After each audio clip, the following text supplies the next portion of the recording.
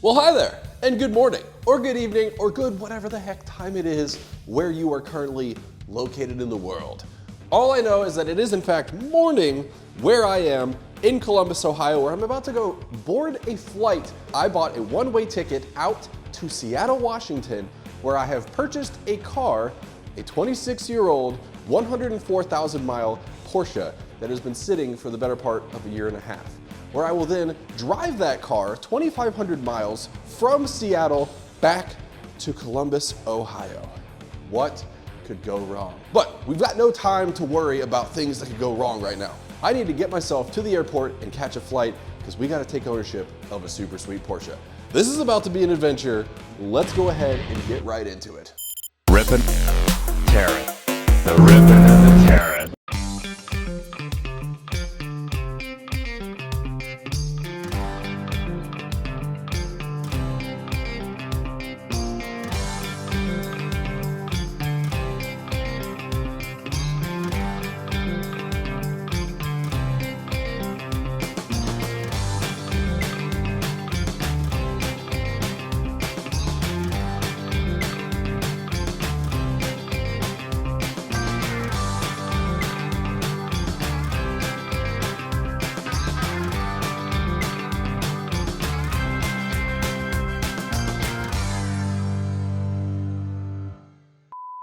We briefly interrupt this video to tell you about today's sponsor of FunAhead TV, and that is FunAhead TV. That's right.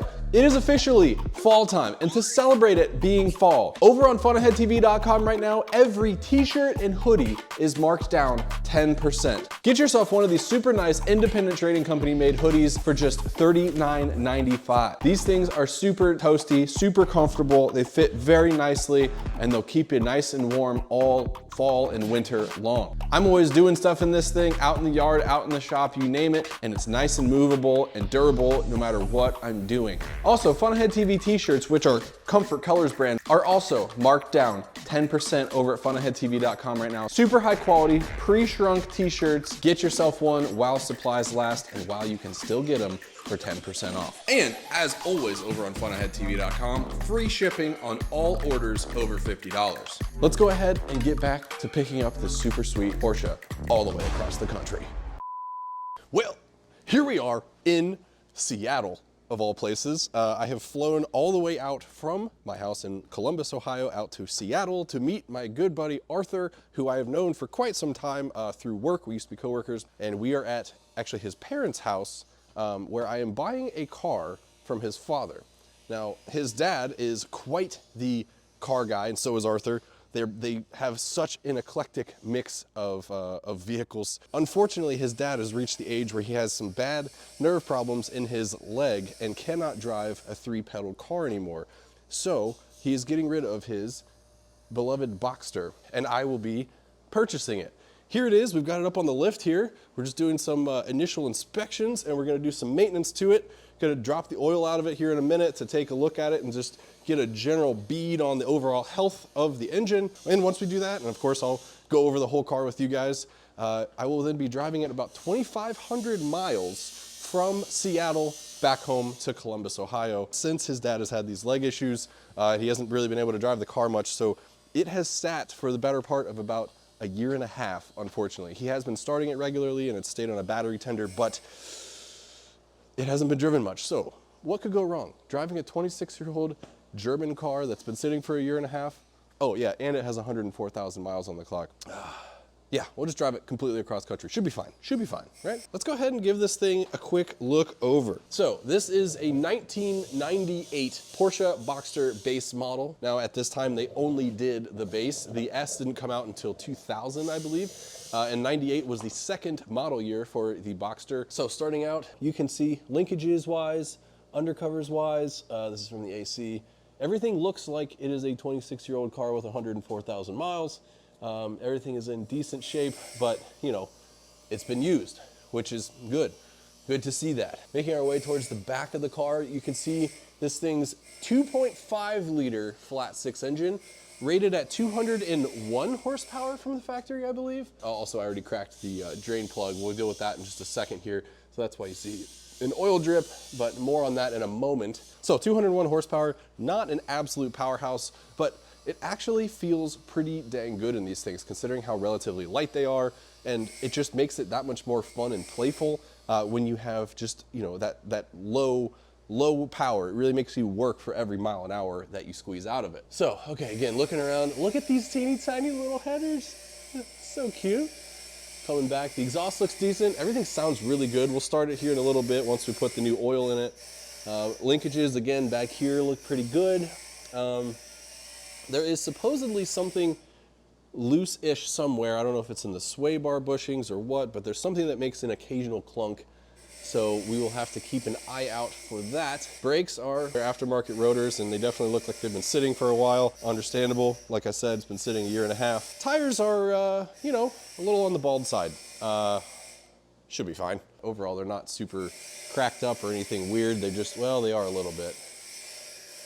I guess one saving grace is we have a spare tire in the front trunk of this thing. So if anything happens, then we'll just be utilizing that. So that is a little bit of a tour, not super in depth. I have, full disclosure, already shaken this thing down pretty thoroughly. Everything does look good, and like I said, it just looks like it has some years and miles on it. Let's go ahead and get the oil out of this thing. Honestly, that's going to be the make or break as far as whether we truly drive this thing home or not. If we find anything glaring, then I might be headed to the nearest U-Haul because I'm obviously not going to want to drive this thing cross country if this thing's about to blow up. Let's go ahead and drop this oil, drop this filter, and take a look at it.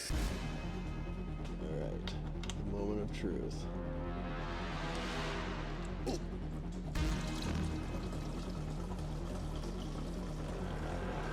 All right, it's a little dirty. Glad we're changing it, but I don't know, it doesn't appear that there's, I'm not seeing shinies, so that's good. All right, I'm gonna continue to let this drain. We're gonna pull the filter in just a second here and have a closer look at that.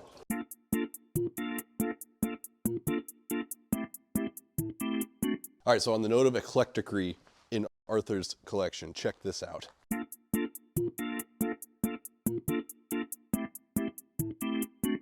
He is currently working on a rally car that him and his buddy are planning to run this year, where he is welding gussets onto the roll cage of this thing. Look at this thing. It's a Chevy Sonic, fully built out with the cage, stripped out interior, rally tires. I mean, it is cool. Oh, and the handbrake, I didn't even see that. It's the race sim special right there. You get the fun part about handbrakes for these cars is literally the same part you would use if you were like building a race sim. Identical parts, just instead of a little transducer, you actually have like the hydraulic attachment. Oh, nice. So, like the rest of the parts, like the $40 Amazon special. Nice. That's so cool. So yeah, he already did the other side, as you could probably see, and then this is where he has got to put the gussets in on this side to make it legal. That's what he's working on. But as you can see, there's him and his dad have the coolest mix of cars. Anything from an old 1955 Thunderbird to some Italians, actually American Italian made. This is an Intermechanica. I've literally never heard of this car, but it's got a Mustang Ford 302 in it, and it was a Pininfarina designed body. I mean, how freaking cool. And then Arthur's Alfa Romeo, which is a bit of a project. It was one of, how many, 100 and something cars? Yeah, so one of 165 that ever was sold in America, and this is one of them. But it was a huge failure in the US, so Alfa Romeo then promptly decided, after a couple years of trying to sell these here, that they are no longer going to do so. But it is an actual North American spec car, even though several cars around here were imported and not North American spec cars. So anyway, let's get back to the oil thing.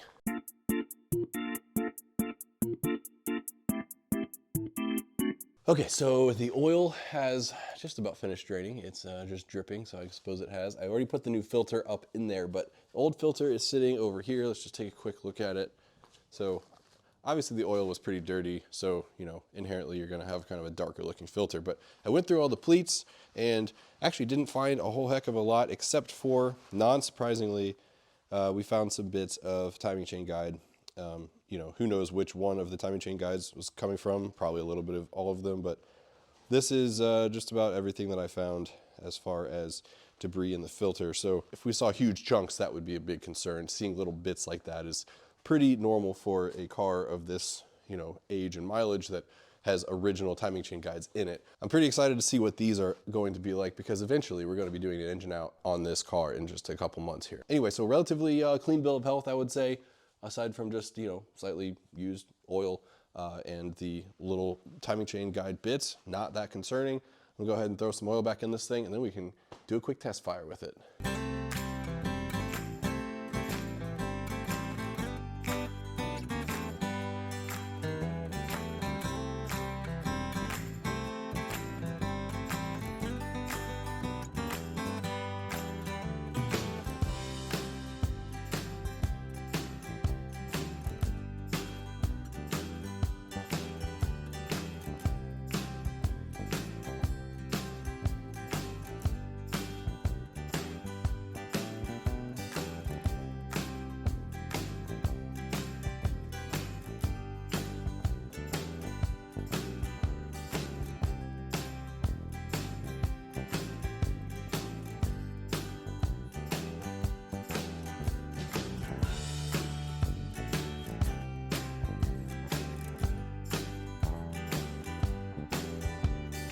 Well, hi there. Here we are now. We are officially driving the Boxster, currently departing Seattle. We're about, you know, I don't know, 10, 12 miles east of Seattle currently, and headed all the way back east to Ohio. Am I worried about it? Well, a little bit.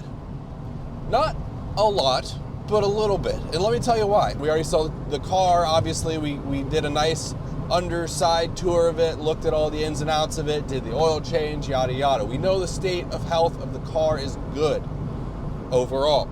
Does it need some things? Yes, absolutely. First and foremost, the slave cylinder may be on its way out.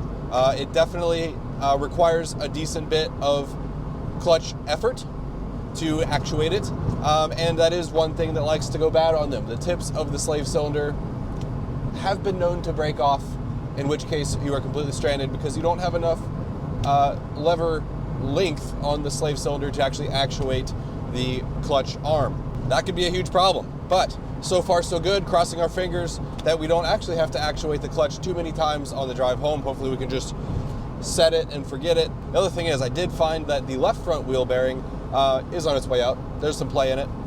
It should make it 2,400 miles, but that is something that we're going to have to continue to listen for and just make sure that that situation is not progressing in a negative fashion. Oh, and the other thing is that the rear tires on this vehicle are nearly bald. Again, we're not taking this thing to a track. We don't need to be stressing those tires super hard, so hopefully they'll do just fine. And we do have a spare tire that looks perfectly good in the front trunk, so we can utilize that and limp ourselves to a tire repair shop if need be. And finally, yes, you're all wondering it, what is the state of the intermediate shaft bearing? It is original. This car is a 26-year-old 986 with 104,000 miles, and it is in fact on its original IMS bearing. Am I worried about it? Again, like with the other things, not too terribly much, but there are a couple things going against it, and that is, well, this car hasn't been driven much in the last year and a half, and that is one of the killers of the IMS bearing, is short drive modes or no drive modes, wherein the oil that is contaminated from those short drive modes with fuel seeps into the bearing and then later causes it to fail. But this is the old double row IMS bearing and is known to be more robust than the single row IMS bearing that was put in the newer 986s. So we do have a few things that we will have to address pretty soon after getting this thing back home. All of them, though, are not to the point where I would be particularly worried that we're not going to make it home. But nonetheless, there are things that this car does need, plus the fact that the car has been sitting for a while and has had very few miles put on it in the last year and a half. But hey, I'm excited for the adventure that lies ahead. We have put about 30 miles on the car so far since leaving Seattle this morning. I have put maybe 50 miles on it total since leaving Arthur's house. all of which have been problem-free miles. The car drives beautifully, the engine runs beautifully, the transmission shifts beautifully. So if these first 50 miles are any indication of how this trip is going to go overall, I think it's going to be just fine. In all honesty though, I do know that Arthur is great at taking care of cars, and so is his dad. Given that I bought this car from his dad, I know that he's done a great job maintaining it in his 7 years of ownership. And it is a bummer that he hasn't been able to drive this vehicle due to the nerve issues in his leg. That's a bummer. You hate to see that happen to any car enthusiast. I'm going to continue driving. I've got many, many miles to get under my belt today. I'm going to try to end up in Salt Lake City. I'm going to take the more southern route so that I can be through as many cities as possible. So today, actually, I will be going through, obviously I'm leaving Seattle, then I'm going through Boise later today, and I'll end up in Salt Lake later today. So this is kind of the vetting out day. So in the event that something does happen, I should be closer to civilization than if I were to take the route just beelining across Montana and eventually South Dakota. But tomorrow will be the big question mark, because even though I'm going through a lot of civilization today, I have to go through Wyoming and Nebraska tomorrow. Even though I'll be on an interstate the whole time, there's not a whole lot of cities in either of those states. Today is an important vet out day. Crossing our fingers, knocking on wood that everything goes well and we get there and that we have a good feeling going into tomorrow.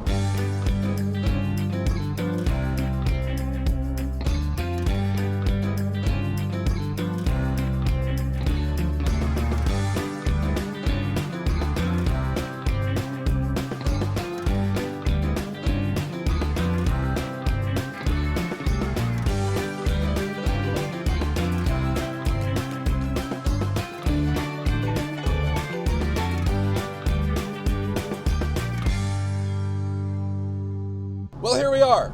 It is about 3.5 hours and 220-ish miles later from when we talked last. And so far, so good.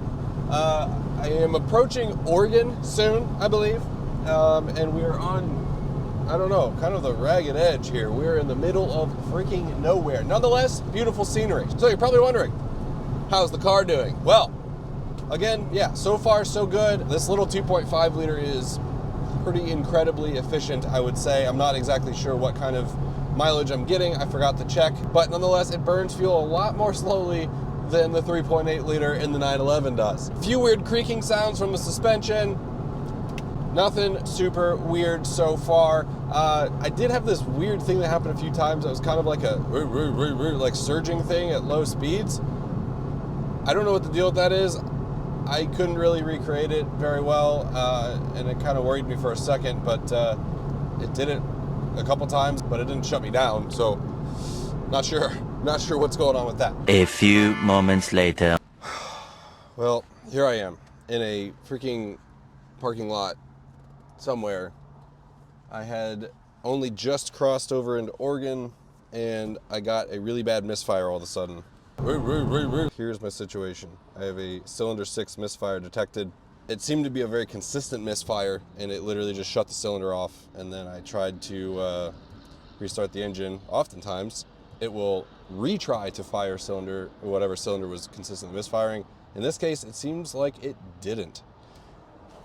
So, I don't know if I have a coil pack that's going bad, or a spark plug, or, I mean, because it's contained to a single cylinder, it is most likely one of those two, hopefully. I mean, I hope we haven't lost all compression in that cylinder. I wouldn't think we have.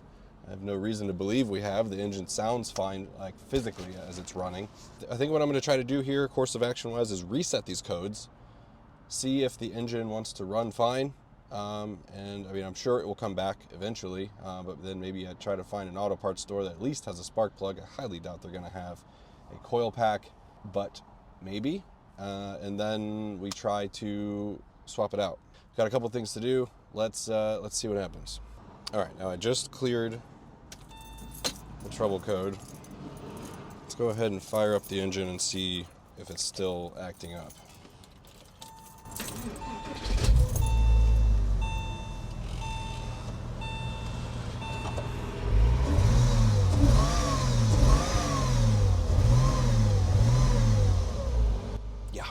Still acting up.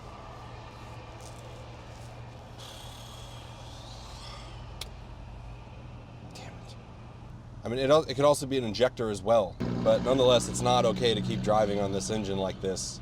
If it's going to keep misfiring, it's not healthy for it. Okay, well, I just made it here to an O'Reilly, and coincidentally, there's a Harbor Freight that they share the same parking lot. That's kind of sweet. But I just drove about 5 miles from that diner parking lot I was sitting at to this O'Reilly's, and during that drive, there was not a single indication of misfire. So that's good in that this misfire is intermittent. Still does not exactly pinpoint exactly which component is failing, but you know, odds are it is pointing to coil pack, because sometimes when those age and they are going out, when they heat up, they intermittently have enough capacitance to shoot off the spark. Good news is maybe we're narrowing it down and that it's intermittent. Bad news is nobody is going to have a coil pack for one of these. And swapping out a spark plug on one of these on the ground is going to be a colossal pain in the butt. All right, first things first, got to go inside to O'Reilly's. All right, now for those of you hedging bets as to whether it was spark plug or coil pack, I'll give you 3 seconds. What do you think?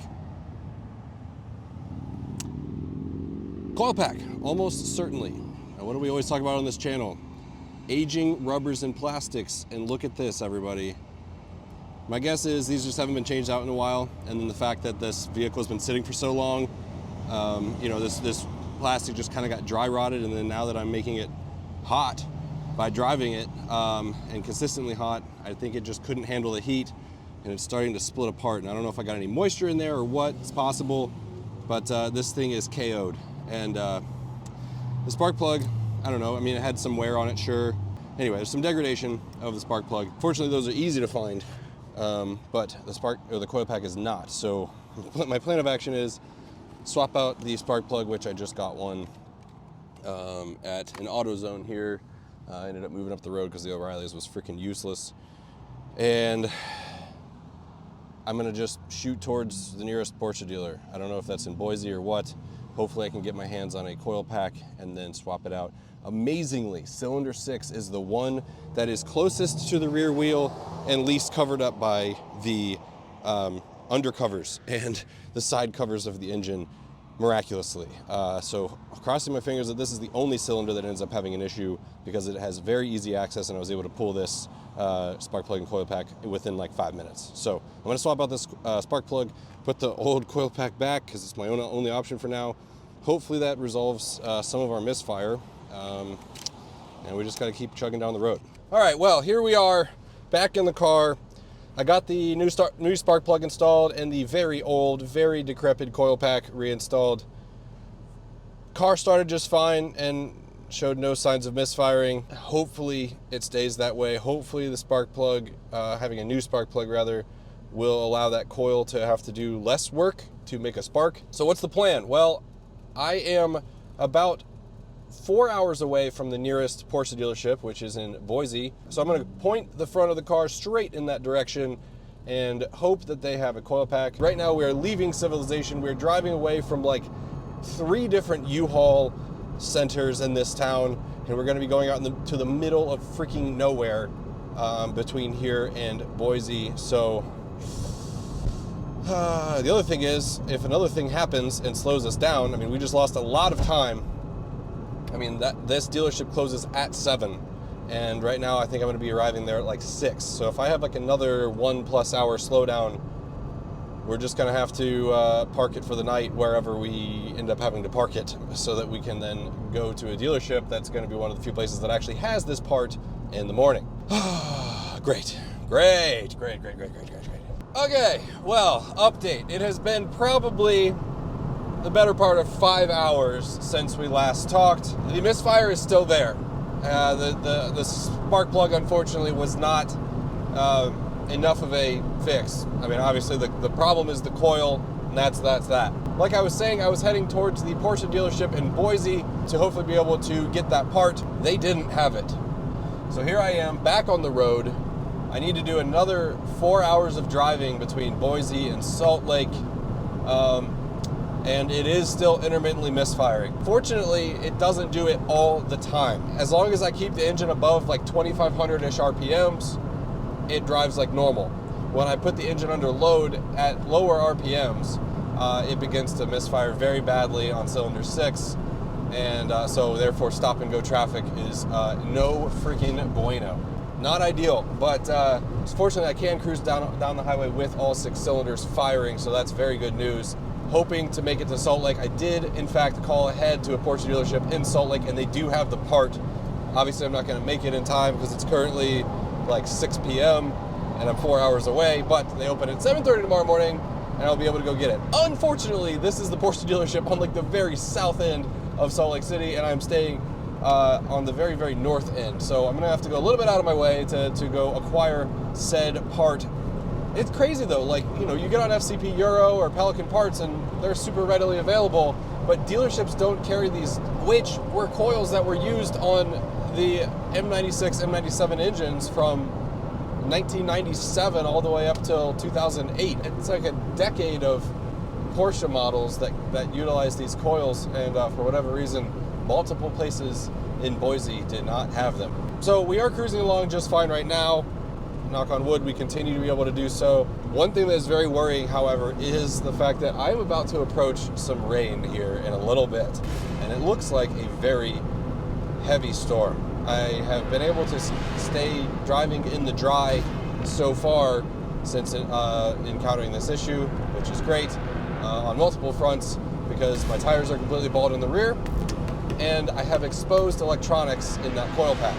So I'm deeply, deeply, deeply hoping that water is not going to negatively impact that coil and make it just absolutely die. Anyway, that's a lot of talking, but that is the current situation. I will pick up in a little bit, hopefully with a very positive update.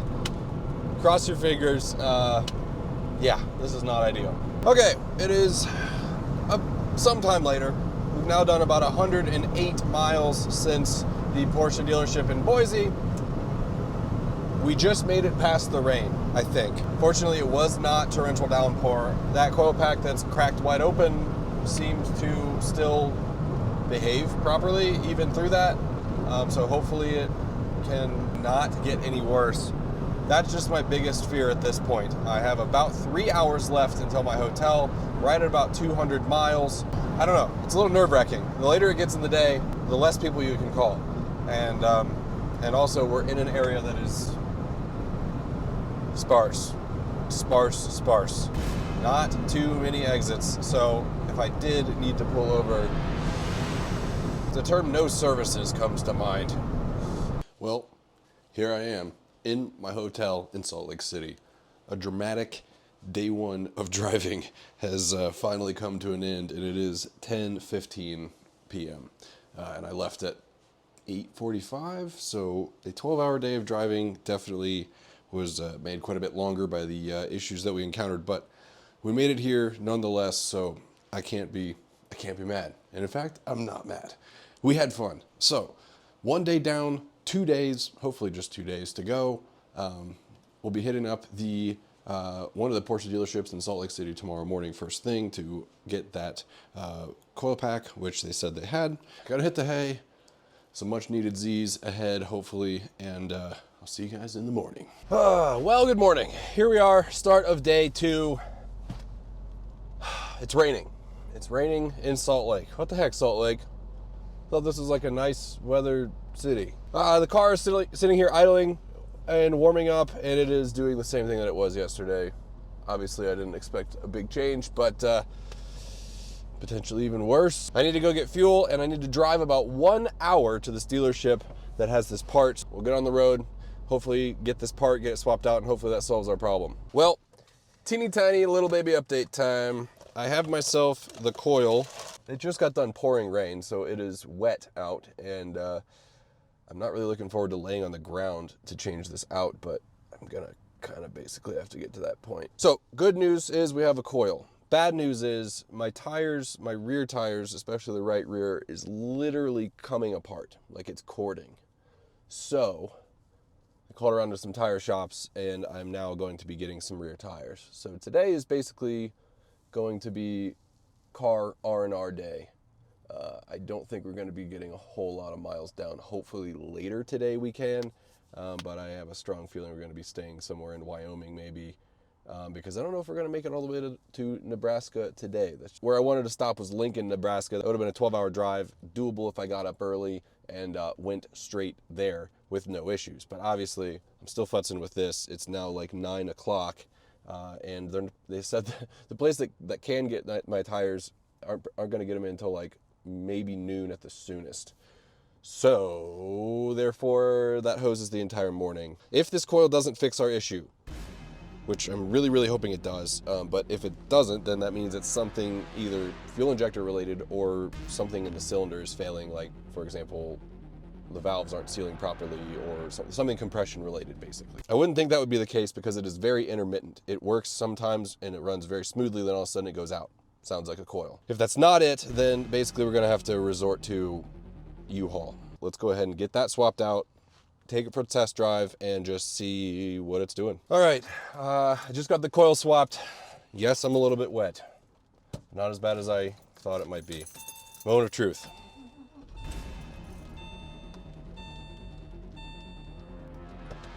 Let's take it for a quick spin around the parking lot. Just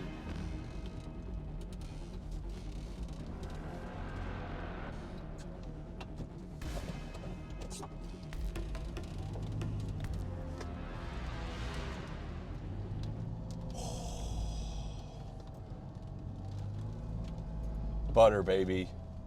Butter, baby. It would have been misfiring like mad already. Okay, well, it was in fact the coil. So, one major thing checked off our list. Thank the Lord. Now we just have to go kill some time for a while until we can go get our rear tires. Whew, I feel pretty relieved. Hopefully we don't have another one go out on us. That would suck really bad. All right. Time for tires. Many, many minutes later. All right, everybody, we are officially back in action. I just left the tire repair shop in Salt Lake City about, I don't know, 20 minutes ago or so. Sorry, my microphone is not cooperating. Shout out to Discount Tire in Salt Lake City. Well, there's actually like 40 of them, but I will give credit where credit's due and pop up the exact name and location of that one. They treated me super well.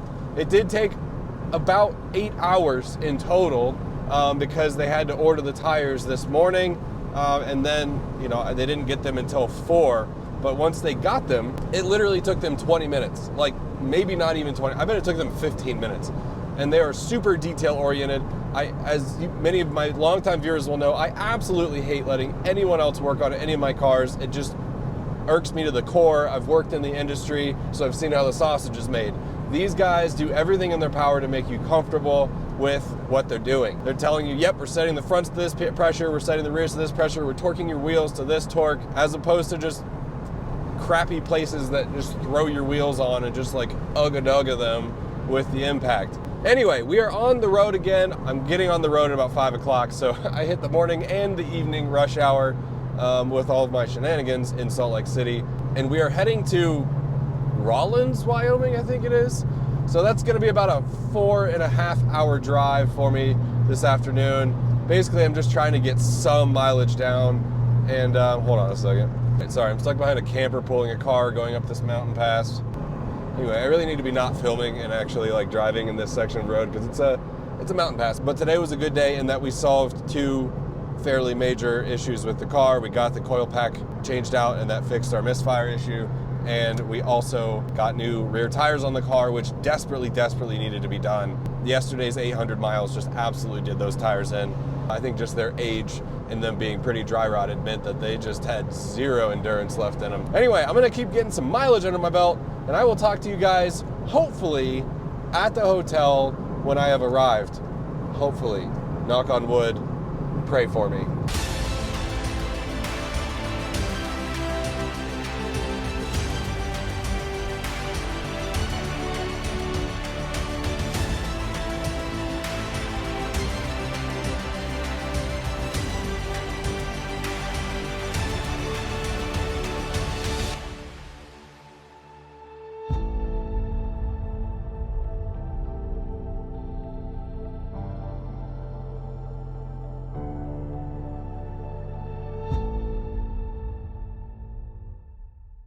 Well, everyone, here I am in my hotel room. Successful drive from Salt Lake City, about 4.5 hours. Smooth drive, really beautiful drive, as you guys can see from that time lapse there. So yeah, car's running great, knock on wood. Car hopefully continues to run great. Tires are awesome. I encountered a ton of rain just east of Salt Lake. If I had not had those, it would have been very dangerous because it was a ton of rain going through very curvy mountain roads, bad combination with bad tires. So day 2 comes to an end, day 3 tomorrow. Hopefully going to be able to do a full pull of 12 or 13-ish hours tomorrow and make a lot of progress, crossing our fingers that we do, because we got to get home. See you guys tomorrow. Well, good morning. Excuse me. First thing I've said today. Started day 3. And again, we are still in the middle of Wyoming, Rawlins, Wyoming. So I'm not really sure exactly how far I'm going to end up going today. I have about 20 hours of driving left in total. Not really sure how I'm going to split that up, but first things first, we have to get through Wyoming. All right, well, I'm going to pull in here and get some fuel and then hopefully be able to start really getting some miles down. I will talk to you guys after a bit. Well, hi there. It's several hours later. We are about just over 400 miles into today's journey. Things have been going smoothly, which is nice. I really hope that they continue to go smoothly. We are now in the middle of Nebraska, and it's pretty cool to watch how the terrain is changing. We went from very mountainous, almost deserty mountains to trees, grasses, kind of cool. Anyway, I know you're not watching this because it's the freaking Nature Channel. It's FunAhead TV. You want to hear how the car's doing. The car has been doing well. I've been getting about 30 miles to the gallon, cruising at around 80 to 83 miles an hour. Very impressive. This little 2.5 liter is surprisingly efficient.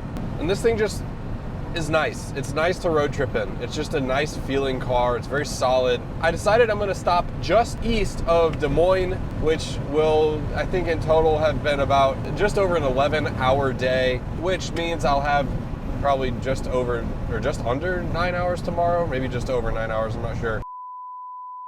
Yeah, sorry, I had to take a little break for some mental math there. I think it'll be about 9.5 hours tomorrow, but I'll need to double check that. And I'm now trapped behind 2 semis that are doing that stupid freaking thing where they park next to each other on the highway for miles and miles, and it's infuriating. Oh, sweet, he's getting over. All right, well, cruising along here, we just passed Lincoln, Nebraska, and we are approaching Omaha here. I just figured I'd interject, check in with you guys really quickly, and just talk a little bit about why I bought this car. You might be wondering why.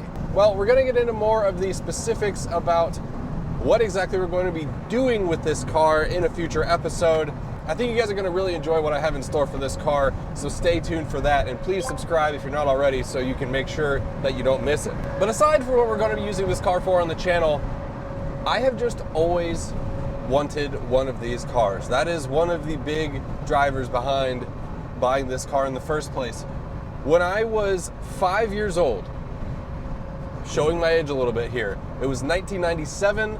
It was the very first model year of the Porsche Boxster, and I fell in love with it. I was a little kid that was super enthralled by cars of all types, but when I first saw a Porsche Boxster, I just fell in love with it. I remember it like it was yesterday. My friend's dad bought one when it was like, I think it might have been either a 97 or 98, just like this car. And I remember standing in his garage, just looking at it. It was black. It was just so beautiful. And like, I even remember looking at the headlights, just going like, oh my gosh, like it just is such like a masterpiece. And which is why to this day, I love the 996, 986 fried egg headlights. Always have. That's what the headlights looked like on Porsches when I was a kid at a very impressionable age. And then to take that a step further, they're obviously amazing cars. Ask anyone who's ever owned one. They have nothing bad to say about it as far as the way it drives. Of course, some people that have had maybe some reliability concerns with them would say that they weren't the cheapest car to own, but they can't really bash the way that they are to drive. But anyway, that's about half the story of why we bought this car. The other half, you're gonna have to wait and find out, but just know it's gonna be quite an exciting, super fun ride with this thing. All right, well, I'm gonna keep driving. I have probably about 2.5 hours yet to go in day 3 here, and then I'm gonna make it to just east of Des Moines, Iowa, and call it quits for the night. I'm gonna keep chug-a-lugging. I'll check in with you guys in a while. Well, good morning, everybody. Start of day 4 is officially happening right now. I forgot to do a little debriefing after day 3, but day 3 went very smoothly. I'm really hoping that day 4 is more of the same. Got about 650-ish miles to go. Just got some gas, so we are all topped up and ready to go. Clean my windshield. So I'm gonna just get on the road, start getting some miles down, hopefully, and hopefully we can make it back home today. Crossing my fingers, we will see. I'll see you guys in a bit.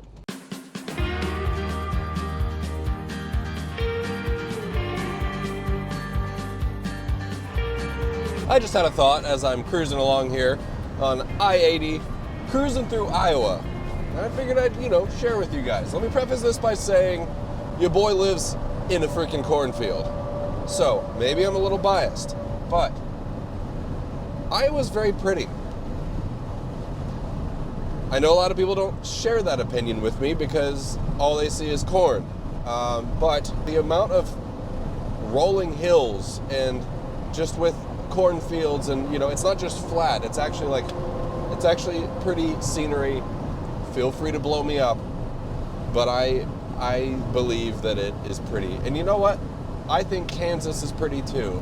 Okay, well, I'm just gonna keep enjoying this scenery. You can continue to hate. I'll talk to you in a bit.